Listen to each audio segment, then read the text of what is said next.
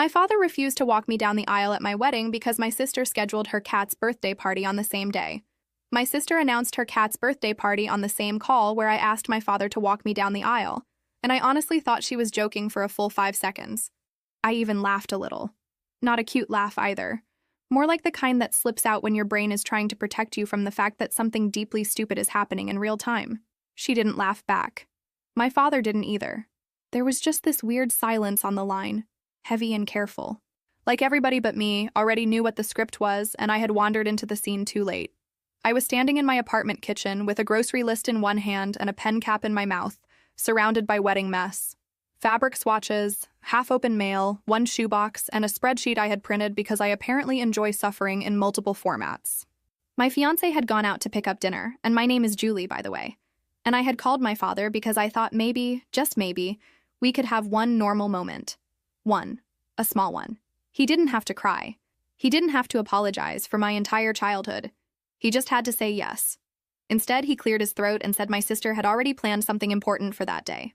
I said, important like what? He hesitated. Actually hesitated. Long enough for my stomach to drop. Then my sister, who had apparently been sitting right there listening, cut in and said, it's Muffin's memorial birthday. You know I do it every year. And that was the moment my body went cold. Because first of all, the cat was not dead. Very much alive. Extremely round. Probably on a windowsill somewhere licking itself and contributing absolutely nothing to the collapse of my family. Second, she had started calling it a memorial birthday because our mother had loved that cat, and because everything in this family had to get filtered through grief if she wanted it to count. Third, my wedding date had been set for over a year. I pulled the pen cap out of my mouth and said, you're not seriously doing this. She gave this tiny, offended laugh. That soft, fake, fragile one she used whenever she wanted to sound wounded instead of manipulative. Wow. Okay, sorry my mental health is inconvenient again. There it was. The family anthem. My father tried to calm things down right away. He always did that thing where he talked to both of us like we were equally responsible for whatever disaster was happening, even when one of us was clearly lighting the match and the other one was just standing there holding a towel. He said he knew this was painful. He knew emotions were high. He knew everybody had reasons. Everybody had reasons. I said, Dad, I didn't call to compare reasons. I called to ask if you'd walk me down the aisle. Another silence. Smaller this time. Meaner. Then he said the words that should probably be stamped on my forehead because apparently they have followed me my whole life. You know you're the stronger one. I leaned against the counter and shut my eyes. Of course. Of course I was. I was the stronger one when our mother got sick. I was the stronger one when she died. I was the stronger one when my sister stopped doing dishes, stopped going to class, stopped speaking to anyone unless she needed money or sympathy or somebody to tell her she was very brave for getting out of bed. I was the stronger one when my father decided strength meant you could be neglected without complaint. So I said, I need you too. Very quiet, very simple. Honestly, more honest than I wanted to be. And my father exhaled like I had asked him to lift a truck. My sister started crying then. Fast. Convenient. Almost professional. She said if he abandoned her on that day, she didn't know what kind of state she'd be in. And I swear to God I could hear him turning toward her through the phone. That's how trained I was. I knew the exact sound of him choosing her before he had even chosen her out loud. When my fiancé came back with takeout, I was still in the kitchen, gripping the counter so hard my fingers hurt. He took one look at my face and set the bags down slowly. I ended the call without even saying goodbye. My father called back twice. My sister once. I ignored all of it. Then I told him what happened. Not elegantly, not in a measured, grown, healed way. I told it in angry bursts, pacing barefoot through the apartment, waving my arms around like I was trying to direct traffic with grief. The cat. The memorial birthday. The stronger one speech. The implication that my wedding could apparently move around a pet-centered emotional pageant built on our mother's memory. My fiancé just listened. That's one of the first things I loved about him. He didn't rush to fix my feelings like they were a plumbing issue. He let me have them. When I finally stopped talking, he asked, do you want me to call them? I laughed again, but this time I almost cried with it. No, I want to be adopted by another family. He walked over, put his hands on my shoulders and said, for what it's worth, this is insane. And that was the first real comfort I got all day. Not a solution, just confirmation. Yes, this was insane. No, I wasn't overreacting. Yes, my family had somehow found a way to make my wedding about my sister's cat and my mother's ghost. which honestly was so on brand it almost impressed me. My mother died when I was 16, and I know everybody says losing a parent changes the weather inside a house, but that doesn't even cover it. It changed the laws of physics in ours. Things that used to be balanced stopped making sense. Up became down. Need became power. Sadness became currency. My sister had always been my father's favorite in a soft, obvious way before that, the kind of thing people pretend not to notice because calling it out makes holidays awkward. She was the delicate one, the artistic one, the one who got overwhelmed easily. I was the practical one, the one who remembered permission slips and loaded the dishwasher right and knew where the extra batteries were. Even as a kid, I could feel it, that strange little split in how we were seen. She got protected, I got trusted. Which sounds nice until you realize trusted in a lot of families just means left alone. After our mother got sick, it got worse. Not instantly. That would have almost been easier to understand. At first, we were all just scared and tired and pretending routines still mattered. Hospital visits, casseroles from neighbors, insurance arguments, the smell of hand sanitizer everywhere. My sister cried a lot, loudly, in rooms where other people could hear. My father held her through it like she was still 9. I cried in the shower, mostly because I hated people watching me break down. My mother noticed everything, of course. Even when she was exhausted. Even when she was trying to smile through pain she should never have had to carry. She would squeeze my hand and ask if I'd eaten. She would ask if my homework was done. She would ask me to remind my father about bills. Looking back, I don't think she meant to make me the capable one. I think she was trying to survive and I happened to be easier to lean on. But after she died, that arrangement hardened into something ugly. My sister stopped doing almost anything that made her uncomfortable. She'd say she felt sick, or foggy, or emotionally underwater. Sometimes I believed her. Sometimes I absolutely didn't. The problem was that it stopped mattering which one was true, because my father treated every feeling she had like a medical emergency. If she snapped at me, she was grieving. If she forgot rent when she was older, she was spiraling. If she spent money she didn't have, she was coping. If I got upset about any of this, I was being harsh. I was being cold. I was not understanding that people break differently. And listen, I do understand that. I really do. Grief can turn people into versions of themselves they don't recognize. It can make them selfish. It can make them soft in the wrong places and hard in the wrong ones. But grief is not holy water. You don't get to splash it over every bad choice and call it untouchable. My sister did. My father let her. There was one year, right after our mother died, when my sister decided our mother's cat was basically a living spiritual bridge. That was the phrase she used. A living spiritual bridge. I remember because I almost choked on mashed potatoes when she said it at dinner, and my father glared at me like I had insulted a priest. The cat had belonged to all of us, technically. But once our mother was gone, my sister claimed this special bond with it. She started talking to it about our mother, started buying it little outfits, started making social media posts about keeping her memory alive through traditions. My father ate it up. He said if these rituals helped her, we should support them. Support turned into orbit. Everything in the house started rotating around my sister's emotional theater. By the time I turned 18, I had gotten very good at leaving before an argument could start. I left for college in another city and felt guilty about how relieved I was. Not dramatic movie relieved, not standing on a bus platform with the sun on my face relieved. More like breathing a full breath for the first time in years and being annoyed that oxygen had the nerve to feel so good. My father cried when he dropped me off, and for one stupid moment I thought maybe distance would reset us. Maybe without daily chaos, he'd see me more clearly. Maybe we'd become the kind of parent and daughter who chose each other on purpose instead of just sharing a last name and old grief. We didn't. We became functional. That's the word I use when I don't want to say hollow. We called on birthdays. On holidays. Sometimes on Sunday afternoons if he was in the car and my sister was asleep or out, or temporarily not in crisis. He asked about classes, then jobs, then apartments, then my boyfriend, who later became my fiancé.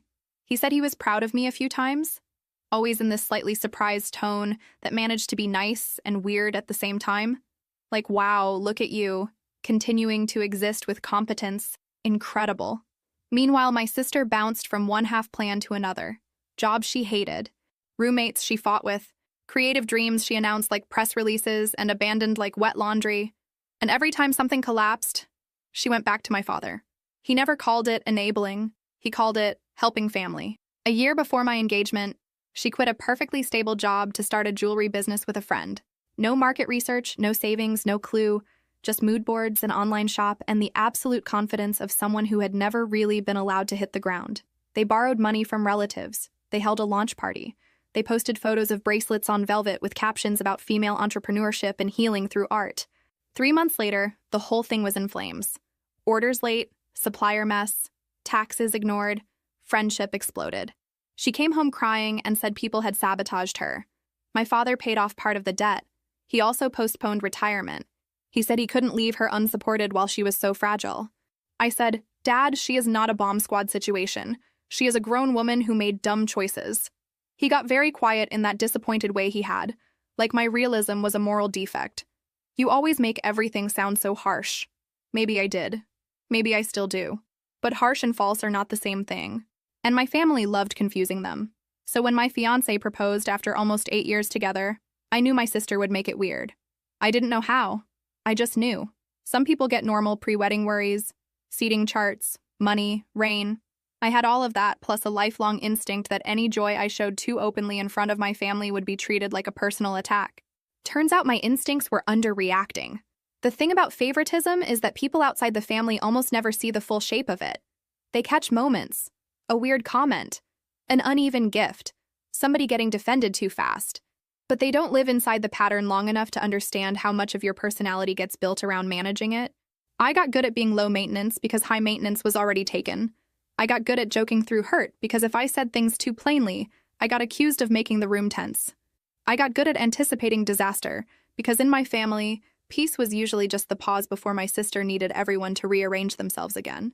So when we got engaged, I told myself I was going to be calm, boundaries, reasonable expectations, no begging for emotional basics from people who had spent years acting like basics were a luxury item.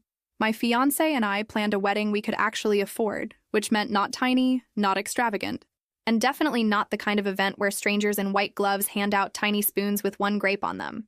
We wanted something warm, busy, a little chaotic, very us. Good food, people we actually liked, music loud enough to cover awkward family energy. I called my father before we announced it publicly because I was still, apparently, that daughter, the considerate one, the one who thought maybe if I did things in the right order, I'd earn a different result.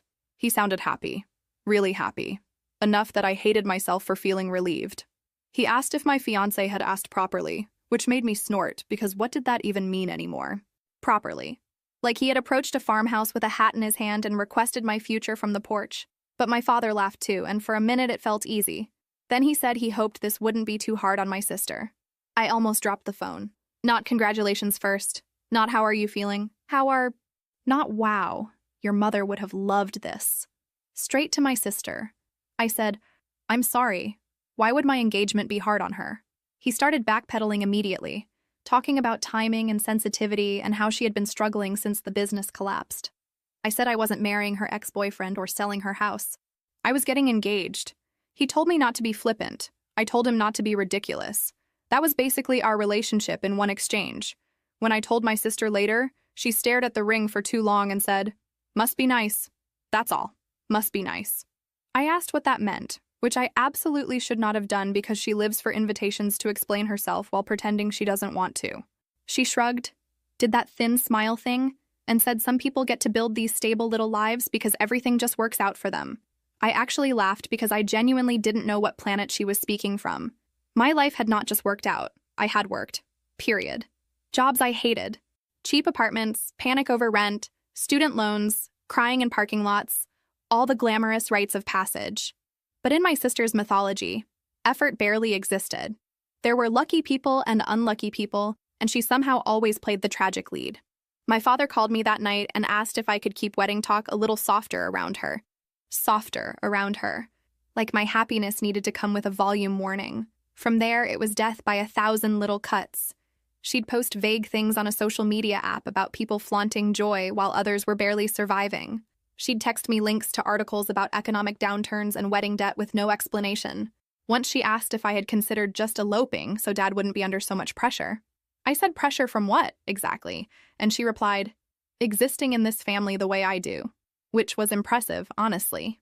Making my wedding about her nervous system was advanced work even for her.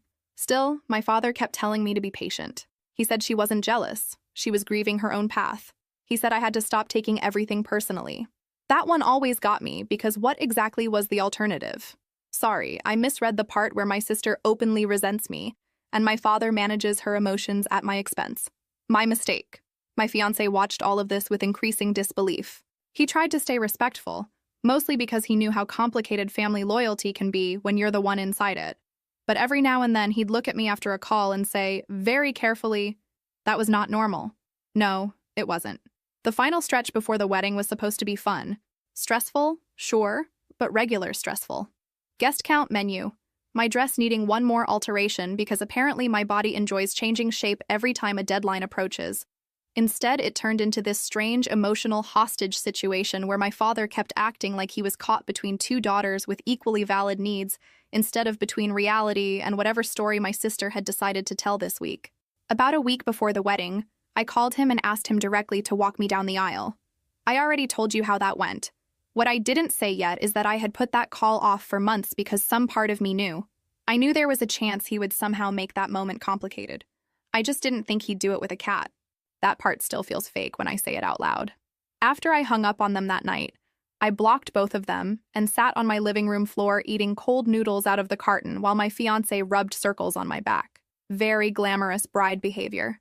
I cried, then got angry at myself for crying, then got angry that I was angry at myself. It was a whole spiral. At some point I said, why am I still surprised? This is exactly who they are. He said, because you keep hoping they'll be different this time. Rude, accurate, very annoying. The next morning, my father left a voicemail from an unknown number saying he wanted to talk when everybody was calmer. Everybody. Again, that equal language. That both sides disease. I didn't call back. Instead, I went to work, answered emails, nodded through a meeting, and almost burst into tears because somebody asked if my dad was excited for the wedding. I lied. Of course I lied. Family humiliation is such a specific flavor. You don't always know how to serve it in public without choking on it. That night, I told my fiancé the part I hadn't really admitted fully yet, that asking my father to walk me down the aisle wasn't tradition for me. It wasn't symbolism. It was a test. A pathetic one, maybe, but a real one. I needed to know if there was any day, any single day, when he would look at me and choose me first without making me earn it by being easy. My fiancé didn't call me pathetic. He didn't even call it a test. He just said, and now you know. I hated him a little for being right. Then, because pain makes me creative in terrible ways, I did something impulsive. I called my father's twin brother. I hadn't spoken to my uncle in months, and even before that, we weren't exactly close. He and my father had one of those lifelong sibling rivalries that had started so young, nobody even remembered the original crime. Maybe a baseball glove, maybe a broken bike, maybe just two boys discovering early that love felt safer when it was competitive. By the time I was old enough to notice, they could barely get through one holiday meal without finding some sideways way to insult each other. Same face, same hands, same stubborn jaw, totally different energy. My father was quiet mean when he wanted to be. My uncle was loud mean. Honestly, a real gift set. But my uncle always liked me. Or maybe he just liked that I annoyed my father by existing with opinions. Hard to say. When he answered, I nearly chickened out. I almost said it was a wrong number. Instead, I blurted, "Hey, do you want to do something petty and unforgettable?" He laughed immediately. Now that's an opening. So I told him. The engagement, the cat party, the stronger one speech, the wedding, the refusal. I expected outrage. I expected maybe some mild sympathy mixed with family gossip hunger.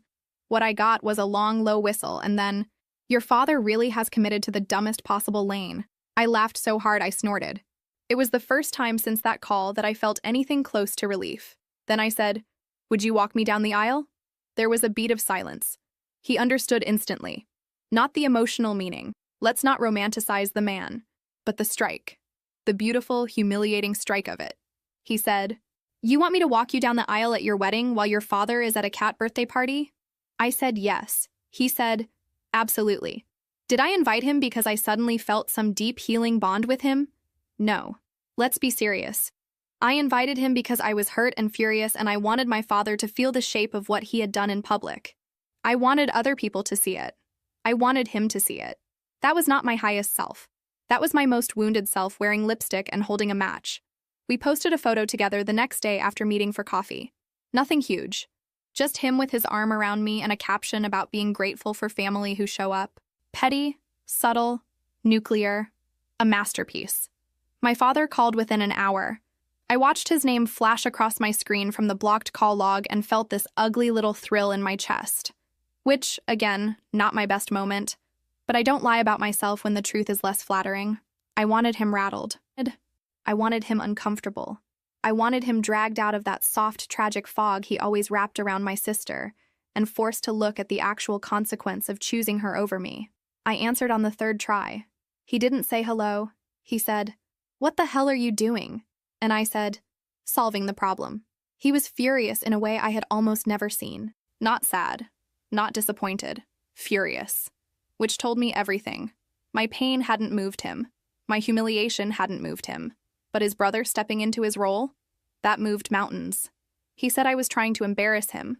I said he embarrassed himself. He said family business didn't belong on display. I said maybe he should have thought of that before skipping his daughter's wedding for a cat-themed grief festival. He actually gasped. Like I had crossed some line by describing the situation accurately.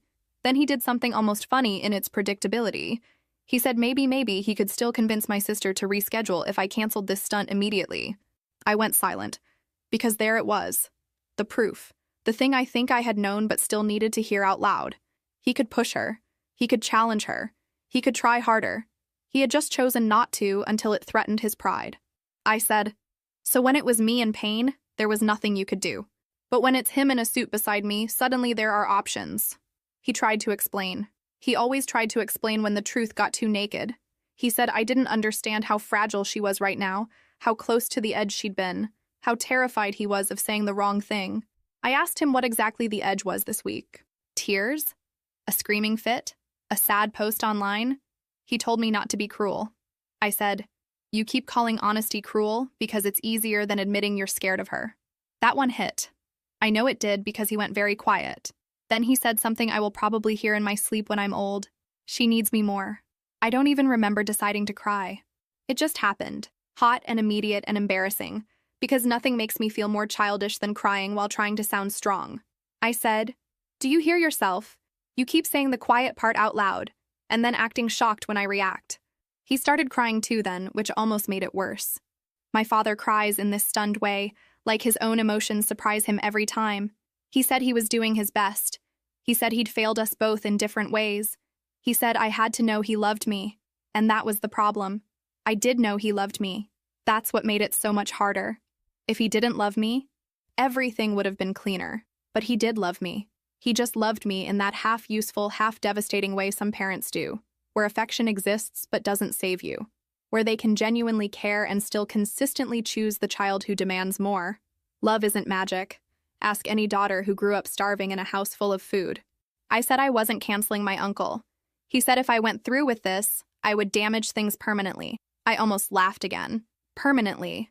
As if we were standing in some pristine, untouched place and not in the wreckage of years. When I hung up, my hands were shaking so hard I dropped my phone on the couch. My fiancé came out of the bathroom with toothpaste still at the corner of his mouth and took one look at me. I said, "He can move mountains for his pride, apparently." My fiancé sat beside me and asked if I still wanted my uncle to do it. I said yes immediately. Then no. Then maybe. Then I cried harder because apparently my emotional range that week was every station at once.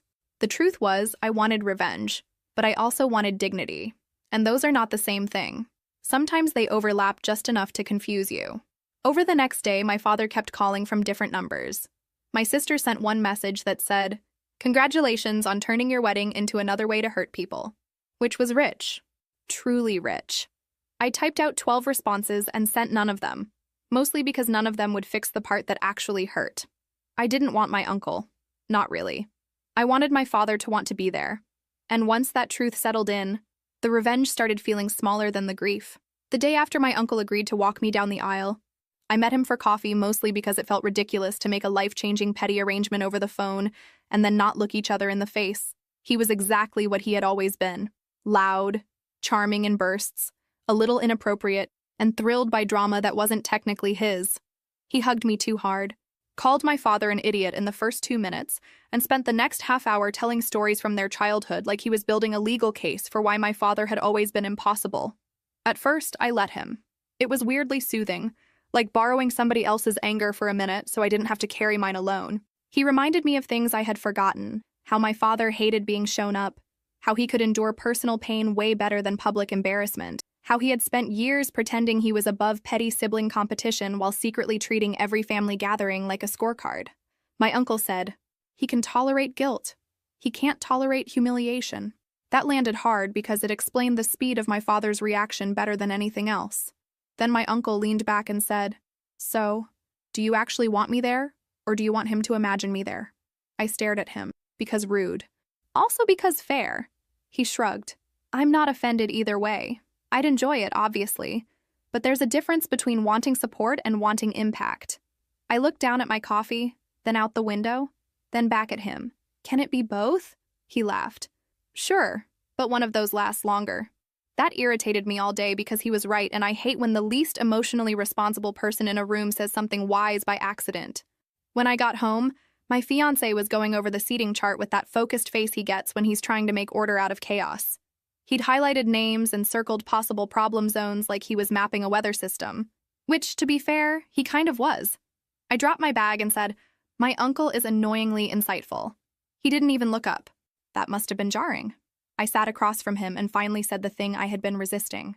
"I don't know if I want him to walk me down the aisle anymore." He set the highlighter down. I expected him to say good, because he had already gently hinted that turning my ceremony into a message for my father might not feel as satisfying in the moment as it did in theory. Instead, he asked, "What do you want it to feel like when you walk in? Not who, not what statement, what feeling?" That question undid me more than any argument had, because the truth was I wanted to feel proud. Steady. Chosen, yes, but not borrowed. I didn't want to spend that moment looking for my father's reaction or imagining his. I didn't want my wedding memory tied forever to whether my revenge landed cleanly. I had already given my family enough of my life. I didn't want to hand them the center of that too. So I said, very softly, "I think I want to walk by myself." My fiancé nodded like he had known that before I did. "Then that's what you do." I called my uncle that evening and told him. He was gracious, which surprised me. He made a joke about being demoted from symbol to guest, then got serious and said maybe it was better this way. He said if I walked in alone, nobody would mistake it for anything but truth. That line stayed with me. I unblocked my father long enough to send one message. I said I had changed my mind and would be walking myself down the aisle. I said he was welcome to attend as a guest if he chose to. I said that choice was now entirely his, and if he didn't come, I would understand that as final. No bargaining, no extra drama, no more discussions about my sister's emotional weather. Just a choice. He didn't answer. That silence should have been my answer. It was my answer. But hope is disgusting. It hangs around after logic has packed up and left. The next 2 days were a blur of normal wedding stress laid on top of this giant emotional sinkhole. My best friend from work came over to help steam dresses and found me rage cleaning the bathroom at 11 at night. She took the sponge out of my hand and said, "Either sit down or cry, but no more scrubbing your feelings into tile." I laughed and then immediately cried, because apparently people only needed to look at me kindly for half a second and my whole face would fall apart. I didn't tell many people the full story before the wedding. I couldn't stand the shame of explaining it more than once.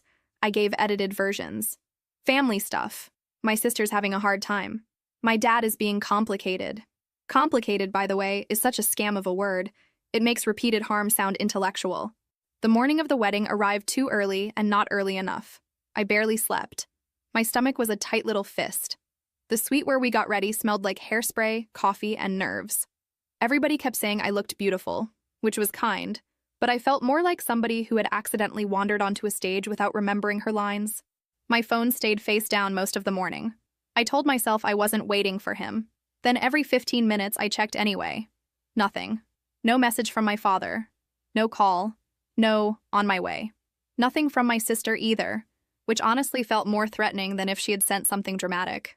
At one point, while somebody pinned part of my hair and somebody else hunted for a missing earring, I stepped into the hallway alone, just to breathe. My reflection in the mirror startled me. I looked like myself, but sharper. Nicer, obviously, because makeup is witchcraft, but also older somehow. Not old, just done. Done waiting.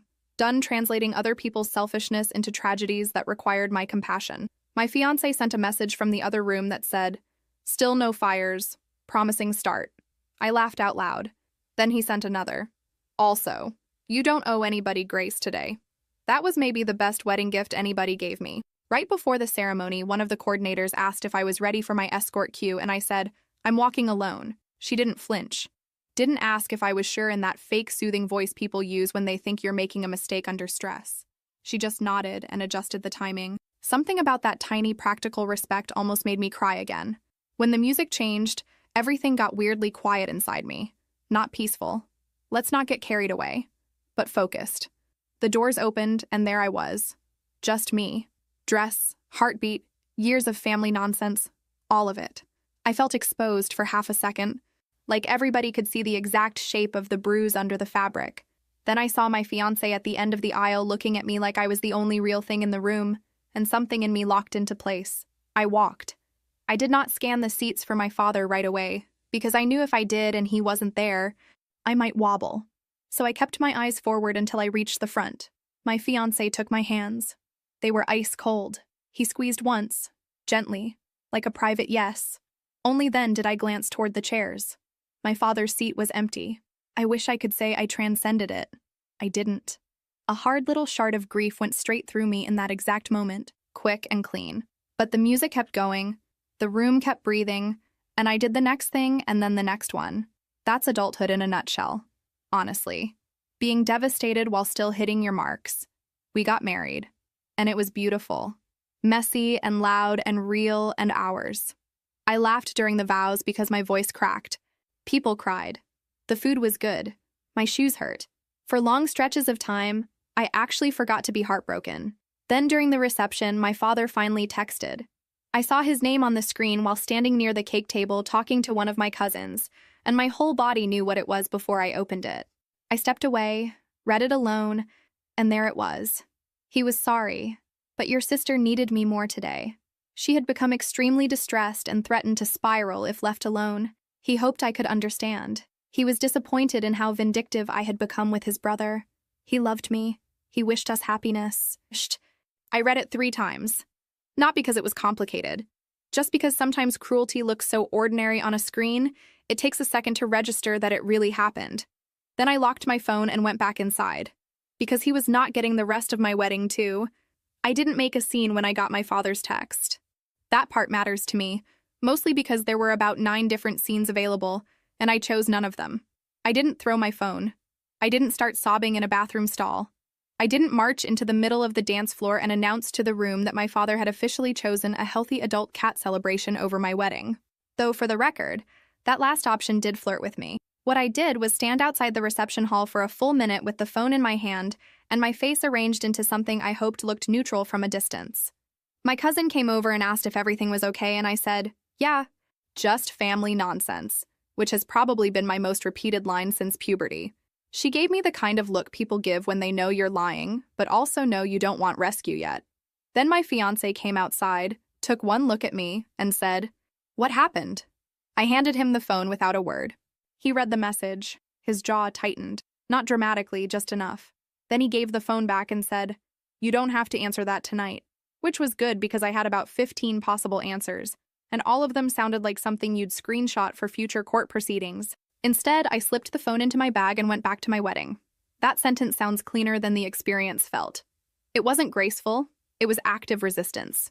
It was choosing, over and over, not to let my father sit invisibly at the edge of every happy minute and stain it. I danced, I hugged people. I ate cake that I could barely taste. I smiled for photos I still haven't looked at closely because part of me is afraid I'll be able to see the exact second I became a person, without a father in any meaningful emotional sense. At some point, one of my older relatives asked where my father and sister were, and I just said the truth, because I was too tired to protect anybody. I said my sister planned her cat's birthday event for the same day and my father chose that instead. I expected confusion, maybe awkward pity. I did not expect outrage. But outrage is what I got. You have to understand, a lot of my extended family knew my sister was sensitive. That was the official language around her. They knew my father babied her. They knew there was tension. What they did not know, because my family is very committed to private dysfunction dressed up as dignity, was how far it actually went. Once the first relative heard it, the story spread fast. I didn't have to tell it more than twice. By the 3rd time, people were walking up to me already furious on my behalf, asking if it was true. An aunt I barely ever agreed with said, "He did what?" So loudly the bartender turned around. I should tell you this did not heal me. Public validation is nice, but it is not the same thing as being loved correctly. Still, I won't pretend it didn't matter. There was something grounding about watching other people react the way I had felt. Their shock reminded me that I wasn't asking for too much. I wasn't dramatic. The situation really was that absurd. By the end of the night, my father had become a whispered scandal. I knew it. He probably knew it too. Somewhere at that cat party or memorial or emotional hostage summit or whatever they were calling it, he was likely getting texts from relatives asking where he was and why. My sister, I am sure, positioned herself as wounded by my cruelty before anyone could question her timing. That's her favorite move. Bleed first, own the narrative. The next morning, I woke up married and hollow at the same time. My husband, saying that still felt strange and kind of hilarious, because the man had barely had time to finish being my fiancé before my family tried to turn the whole thing into a Greek tragedy with litter box themes, brought me coffee and asked if I wanted to read messages together or ignore the world for a day. I said, "Let's ruin my peace efficiently." So we read them. There were sweet messages from friends, photos, memes from people who knew I was overwhelmed and were trying to keep me from dissolving. Then there were family messages. Some were kind, some were fishing, some were clearly forwarded concern disguised as innocence. Heard there was a misunderstanding. Your father sounds distraught. Maybe give everybody a little grace. That last one nearly made me throw the phone into a decorative plant. Then my sister sent a long message. No hello, no congratulations, just accusation. She said I had humiliated our father on purpose. She said I had weaponized private pain for attention. She said the family was attacking her, and he was getting calls nonstop because I had chosen to be vindictive instead of compassionate. She said I knew how unstable she'd been, and I didn't care. She said normal sisters wouldn't do this to each other. That line actually made me laugh out loud because normal sisters also don't schedule cat grief pageants over each other's weddings. But apparently, we were skipping that part. I drafted a response, deleted it, drafted another, deleted that too. Finally, I wrote, "I told the truth. If the truth embarrasses you, that's not my job to fix." She responded almost instantly. "You always think you're right because you're cold." There it was again, cold. My least favorite family adjective. The label they slapped on me anytime I refused to perform softness in the exact shape they wanted. Never mind that I had spent years smoothing over scenes, lending money I didn't really have, talking gently when I wanted to scream. The second I stopped cushioning other people's chaos, I became cold. I sent one more message. "Do not contact me again unless somebody is in the hospital." Then I blocked her. My father waited until we were on our short honeymoon trip to call from a number I didn't recognize. I answered because I am apparently a volunteer participant in my own suffering. Also because some traitorous part of me still thought maybe he'd say the right thing, not fix it. Just finally say it clearly. He didn't. He launched straight into context, explanation, nuance. Your sister was panicking. Your uncle was humiliating me. You know how fragile things are here. I let him talk for almost 2 minutes because I wanted to be sure before I lost it. Then I interrupted and said, "You missed my wedding." Silence. Then, "I know." "No," I said. "I don't think you do. I don't think you know what that means." He started crying again. I swear that sound now makes my shoulders tense automatically. He said he had been trying to hold the family together. He said he was terrified of my sister doing something reckless if he left. He said he thought I, of all people, would understand. Because I had always been the level-headed one. I said, "You keep calling me level-headed when what you mean is neglected." That shut him up. Then he did something so ugly and so predictable it almost felt scripted. He brought up inheritance. Not right away. He eased into it like a coward, saying choices have consequences, saying family wounds don't vanish, saying I had handled things in a way that changed trust.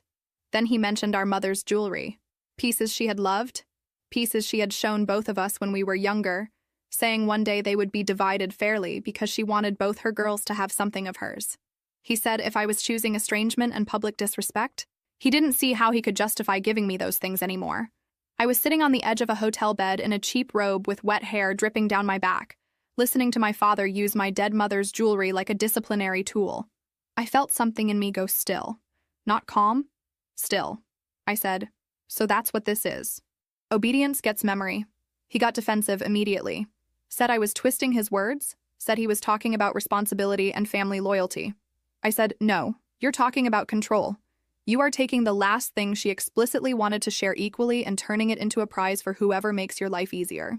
He said I was being unfair. Maybe, but not inaccurate.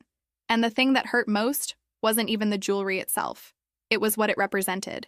My mother, for all her flaws and all the ways illness rearranged our family before she died, had seen me. She had made a point of fairness. She had named it. And now my father was trying to rewrite even that, as if he owned the archive of her love and could edit my access. I started crying then, quietly, not dramatic, just tears slipping out because there are only so many times you can watch the same wound happen before your body gives up pretending it's manageable. He heard it and softened, which honestly almost made me angrier. He said, "You know I love you." I said, "I do. That's the problem." And for the first time in the whole conversation, he had nothing useful to say. After that call, something changed in a way that was less dramatic than people expect and more final than they understand. There was no giant speech, no cinematic "I'm done with this family" moment with trembling hands and swelling music. I hung up, sat there with the robe half open and my hair soaking the shoulders, and stared at the ugly hotel art across from the bed until my husband came out of the bathroom and said my name twice. I handed him the phone and told him the short version. He read my face before he read the room, if that makes sense. He sat beside me, one leg tucked under, and listened while I explained the jewelry part. Our mother's promise. My father's threat. My sister somehow, still at the center of everything like a black hole with decorative pillows. When I finished, I expected comfort, reassurance, some line about how family can still come back from terrible things. Instead, he said very gently, "You don't have to keep proving you can survive this." I stared at him. He kept going. "You've been surviving them for years. You don't owe them continued access just because you happen to be good at enduring pain." That one got me, because that had been the trap. Hadn't it? The stronger one thing. The capable one thing. My whole family had quietly built a moral system around my resilience, and I had helped. I had worn competence like armor so long they started treating it like consent. She falls apart. Therefore she gets softness. You hold together. Therefore you can take one more hit. It sounds almost logical when you say it fast enough. It also ruins people. On the drive home from the trip, I blocked my father again. Then I unblocked him once to send one last message because apparently I need closure in writing like a person leaving a bad job. I said I did not want updates about my sister's feelings, her plans, her crises, or the cat. I said if there was a genuine life or death emergency, someone could contact me through another relative. Otherwise, I needed distance, and I would decide if or when that changed. I said this was not revenge. It was self-protection. Then I blocked him everywhere I could think of. That should have been the clean ending. It wasn't. Because family systems don't collapse politely the second one person stops participating. They wobble. They reach. They recruit. My aunt called a week later saying my father wasn't sleeping and had lost weight. I said I was sorry to hear that. She paused, like maybe she thought I'd take the bait and ask follow-up questions. I didn't. Then she said, "He's really suffering." I almost laughed. Not because I wanted him to suffer. I didn't. But because I'd spent years suffering in ways he considered manageable as long as I did it quietly. A cousin texted me saying my sister was telling people I had always hated her because she was vulnerable. That one annoyed me enough to make me pace the kitchen. Vulnerable. Such a beautiful word when it's real. Such a disgusting weapon when it's not. She wasn't just vulnerable. She was controlling, self-centered, manipulative when scared. All human things, honestly. I don't need her to be a monster to justify leaving. I just need her to be who she has consistently been. I didn't respond to the cousin. I stopped explaining myself to relatives who liked the drama but not the burden of taking a side. That was another new thing for me. Silence without guilt. Or okay, not without guilt. Less guilt. Manageable guilt. Discount guilt. Then there was the box. About 3 weeks after the wedding, a package showed up at our apartment with my father's handwriting on the label. My whole body reacted before my brain did.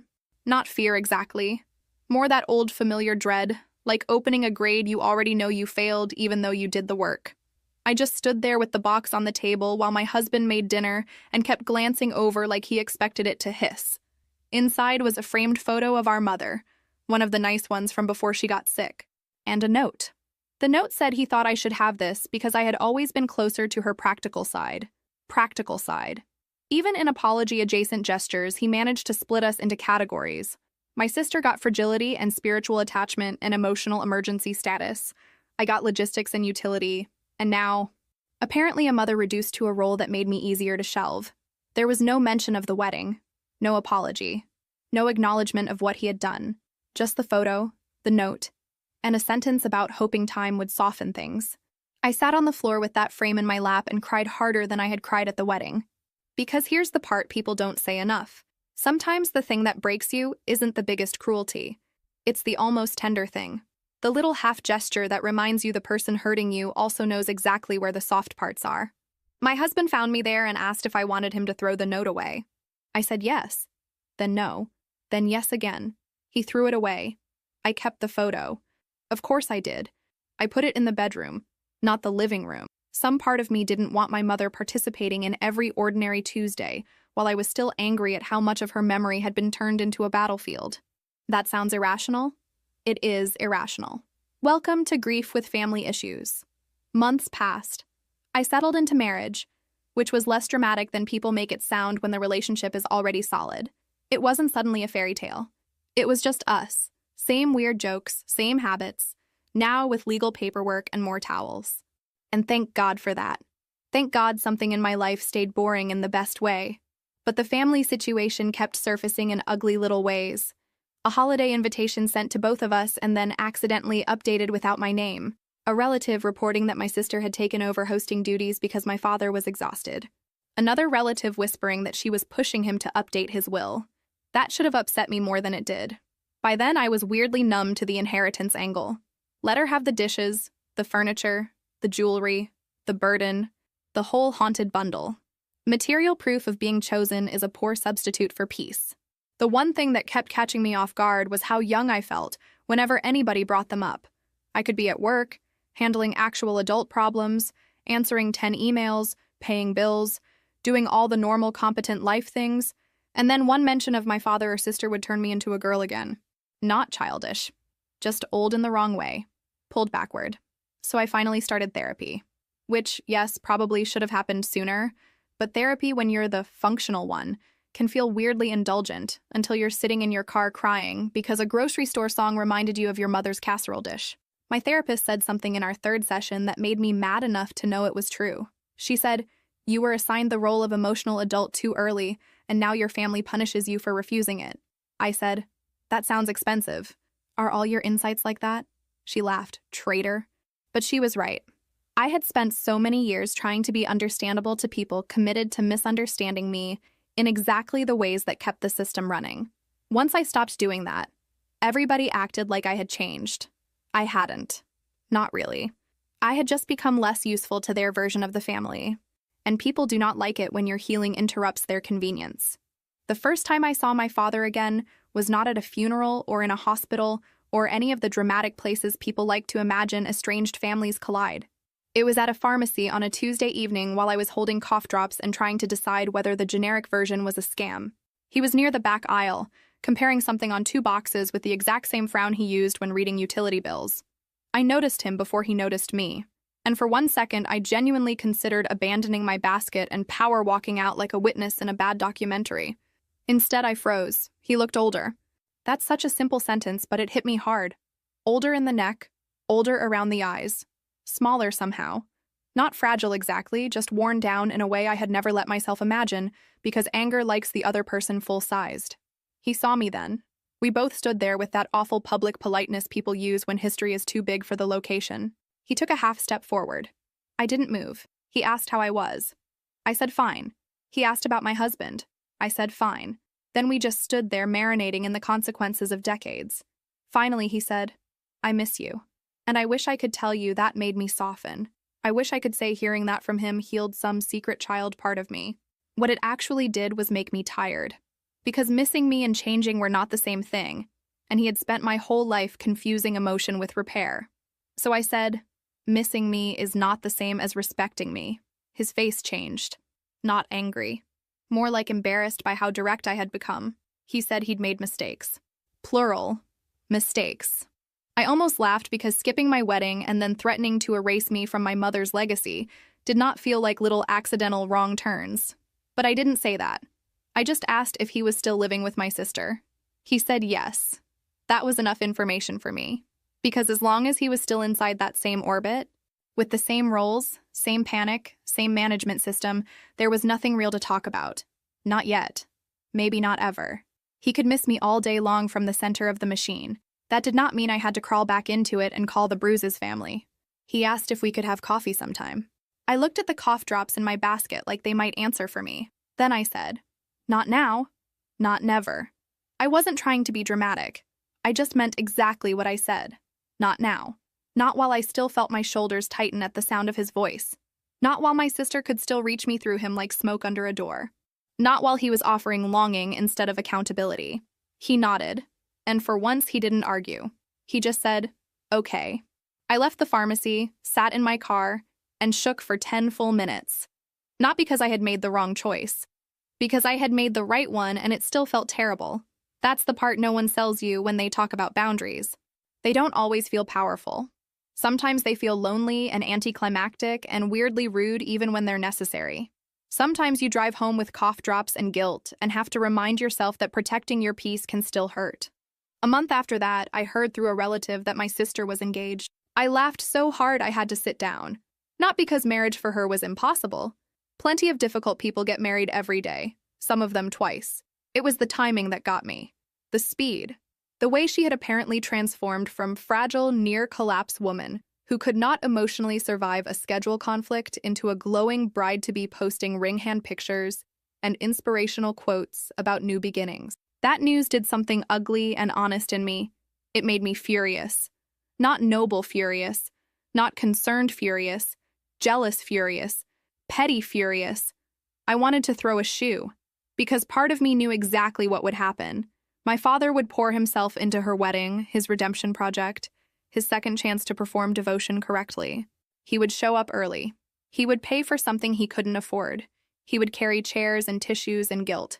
He would probably walk her down the aisle with the kind of shining face I had spent half my life trying to earn. My therapist later called that anticipatory grief. I called it emotional acid reflux. I did not contact my sister. I did not congratulate her. But for about 2 weeks, I checked her public posts from a fake account like the most emotionally evolved woman in the country. Don't judge me, or judge me a little. I earned it. What I saw was exactly what I expected. Bridal appointments, family dinners, my father in the background of photos looking tired but devoted, my sister captioning everything with lines about healing and being chosen and honoring our mother in all the meaningful moments. That last one made me throw my phone on the couch so hard the remote hit the floor. My husband found me pacing and said, "Do you want comfort or honesty?" I said, "Dangerous opening." He said, "You're hurting yourself with information you can't use." Again, rude. Again, correct. So I stopped looking, and in that tiny, stupid act, not checking, not monitoring, not volunteering to keep injuring myself with proof of their unchanged behavior, I felt something shift. Small, but real. I was not over it. I may never be all the way over it. But I was finally a little less available for fresh damage. These days, when people ask about my family, I don't do the old dance anymore. I don't smooth it out or make it charming or say we're complicated with a little laugh like I'm apologizing for the mess. I say we're not close. That's it. Clean. True. Sometimes that answer disappoints people because they want the hopeful version, the reunion version, the version where a father realizes too late, a sister softens, everybody cries in the right order, and love finally behaves itself. That isn't my version. Maybe it never was.